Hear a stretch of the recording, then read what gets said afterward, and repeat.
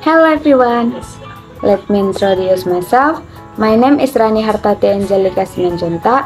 I am a student at Medan State University, Faculty of Language and Art, Indonesian Language and Literature Education Study Program. I will explain about Think Fast, Talk Smart, Communication Techniques. Have a good time watching. Jadi, video tersebut menjelaskan teknik-teknik yang dapat kita lakukan agar kita dapat berkomunikasi dengan baik. Pada umumnya, berkomunikasi terbagi menjadi dua. Yang pertama, berkomunikasi secara terencana. Yang kedua, berkomunikasi secara spontan. Pada video tersebut, khusus menjelaskan hanya berkomunikasi secara spontan. Pada kenyataannya, banyak orang mengalami komunikasi secara spontan daripada komunikasi secara terencana. Misalnya, di dalam sebuah acara kita dimintai untuk menjawab pertanyaan dari MC, atau kita dimintai untuk mencari gagasan atau topik pada suatu pembahasan. Itu tanpa suatu persiapan atau tanpa aba-aba sedikit pun, kita diminta langsung untuk menjawab pertanyaannya. Jadi, berbicara spontan ini sangat-sangat sering dialami oleh setiap orang. Ketika kita mengalami situasi spontan atau berkomunikasi secara spontan tersebut, kita akan merasa gugup dan cemas. Kita selalu berpikir bagaimana cara menjawab pertanyaan dari MC tersebut.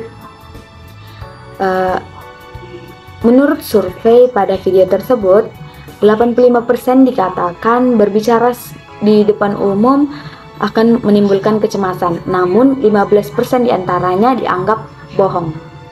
Ada beberapa teknik yang dapat kita lakukan untuk mengatasi kecemasan atau gugup. Yang pertama, mengatasi kecemasan.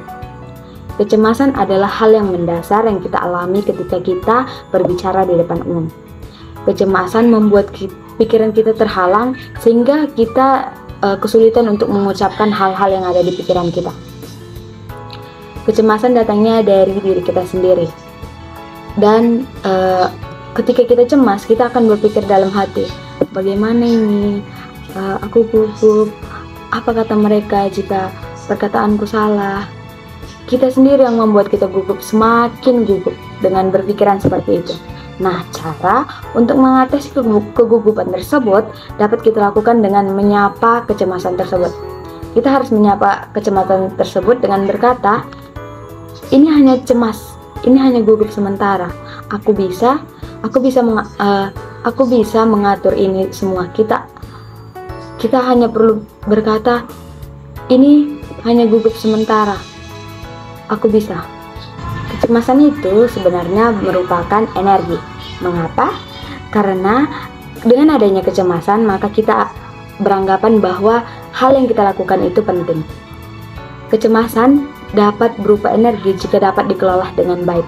Jadi, kecemasan dapat berupa dengan energi jika dikelola dengan positif. Ada beberapa hal yang dapat kita lakukan untuk mengatasi kecemasan. Yang pertama, mengetahui kapan kecemasan itu datang. Kebanyakan orang kecemasan datang pada saat sebelum berbicara dan di awal pembicaraan.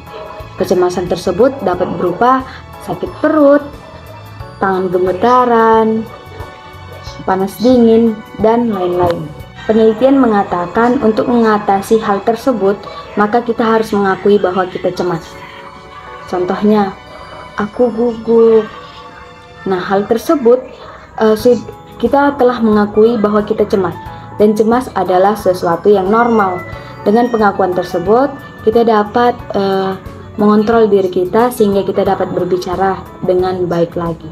Yang kedua adalah mengatur kecemasan dengan mengatur pola pikir. Kita selalu berpikir pada saat berbicara di depan umum, pembicaraan kita itu harus benar dan tidak ada salah. Padahal dalam berbicara tidak ada yang benar atau salah. Tidak seperti pertunjukan pada saat menari dan bernyanyi. Pada saat berbicara di depan umum, Yang diperlukan adalah teknik berbicara dengan baik dan efektif. Yang ketiga, mengatasi kecemasan, yaitu berorientasi pada waktu. Kita harus hanya berpikir pada waktu ini saja, waktu yang sedang terjadi saja. Kita tidak perlu memikirkan waktu yang akan datang, sehingga kecemasan tersebut dapat berkurang. Setelah kita membahas mengenai teknik pertama dalam berkomunikasi dengan spontan, yaitu mengatasi kecemasan, kita selanjutnya akan ke teknik yang kedua, yaitu aturan dasar. Setelah kita dapat mengatasi kecemasan tersebut, ada beberapa aturan dasar yang dapat kita lakukan untuk berbicara spontan. Sebenarnya, yang menghalangi kita berbicara spontan di depan umum adalah diri kita sendiri. Mengapa? Karena kita selalu ingin tampil benar dan sempurna, ingin menjawab dengan tepat dan sangat sempurna, sehingga kita dapat mengeluarkan pemikiran yang ingin kita katakan dengan lebih-lebih lagi, tidak ada ujungnya, sehingga semua perkataan kita tersebut menjadi tidak terstruktur dan tidak ada aturannya lagi. Nah, itu dapat membuat tekanan pada yang akan kita ucapkan lagi, tekanan pada diri kita sendiri, sehingga kita menjadi gugup dan terjadinya kesalahan pengucapan karena ucapan-ucapan kita sudah tidak terstruktur lagi. Oleh karena itu, ada beberapa aturan yang dapat kita lakukan. Yang pertama, mengubah cara kita. Kita harus keluar dari zona aman. Kita harus mengubah mindset kita. Kita tidak boleh berpatokan pada satu tujuan saja. Kita harus sering berlatih sehingga kita dapat melakukan sesuatu hal di luar kendali kita. Dan mungkin hal tersebut di awalnya sulit, tetapi ketika kita banyak berlatih, maka hal tersebut akan menjadi terbiasa dan tidak sulit lagi. Yang kedua, lihatlah segala sesuatu sebagai peluang. Kita harus lebih sering mengatakan ya. Namun pada kenyataannya, kita lebih sering mengatakan tidak. Mengatakan ya bukan berarti menyetujui semua pendapat orang lain, tetapi kita harus menganggap semua hal tersebut dapat menjadi peluang. Contohnya ketika kita ditawari sebuah pekerjaan, kita harus mengatakan ya, karena hal tersebut adalah sebuah peluang. Yang ketiga, memperlambat dan mendengarkan.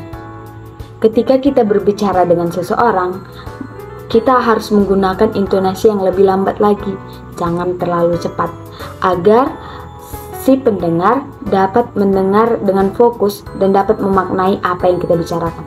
Selanjutnya, ketika kita posisinya sedang mendengar, kita harus fokus mendengarkan orang tersebut. Jangan berpikiran ke yang lain-lain, agar kita tidak memintanya untuk mengulangi perkataannya, sehingga kita juga dapat memaknainya. Yang keempat, struktur.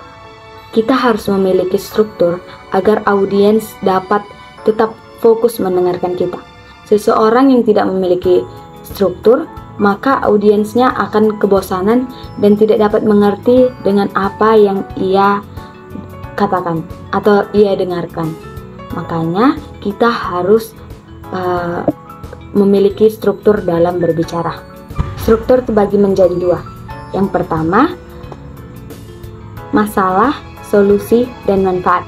Yang kedua, apa, mengapa itu terjadi, dan bagaimana langkah selanjutnya. Struktur sangat dapat membantu kita dalam situasi spontan. Mengapa? Karena ketika kita sudah memiliki struktur, maka ketika kita disuruh berbicara secara spontan, kita sudah memiliki struktur dan tidak kebingungan lagi. Kita dapat mengingat struktur kita sehingga berbicara secara spontan dapat berjalan dengan baik. Jadi dari video tersebut dapat kita simpulkan ada dua teknik dalam berbicara secara spontan. Teknik pertama, mengatasi kecemasan. Kecemasan dapat diatasi dengan cara kita harus mengetahui kapan kecemasan itu datang. Yang kedua, kita harus mengatur pola pikir.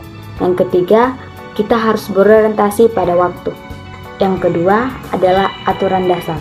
Aturan dasar dapat terbagi menjadi 4. Yang pertama, mengubah cara kita berkomunikasi. Yang kedua, melihat semuanya sebagai peluang. Yang ketiga, berbicara dan memperlambat. Yang keempat, berbicara harus mempunyai struktur.